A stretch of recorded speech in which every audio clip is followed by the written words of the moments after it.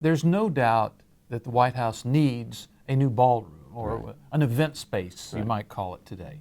The East Room of the White House, where they have state dinners, seats about 200 people. Not really that big, and we've all seen really bigger White House events out on the lawn, or they'll build a big tent. They'll build kind of a huge outdoor facility, and it's kind of nuts. Why don't Right. you need a Right. bigger room? So I think there's just no doubt that, as the president says, they need a ballroom, they need a bigger room, and I believe future presidents will thank Trump for doing that. Right. So the question is, how much bigger, and where do you put it? The White House complex is not very big. Right. And so you have the White House, the mansion, and then you have the West Wing, and then you have the East Wing.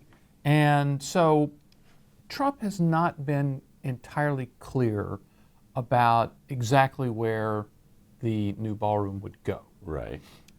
It was always going to be in the East Wing area. Right. But there were, if you look at the announcements at the end of July, at one point they say nothing's going to be torn down. At another point, Trump says, well, it'll be apart from the actually. It's not going to be part of, physically attached to the White House.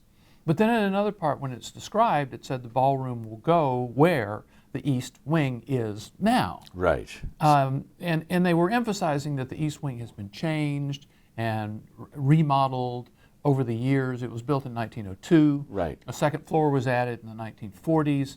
And so it's kind of like not the most historic thing in the world. It's okay. Right. Now, all of that being what it is, people were not really sure what the work would involve. And what happened was they began to, a couple of days ago, demolition crews were in. They began to tear down the facade of the East Wing.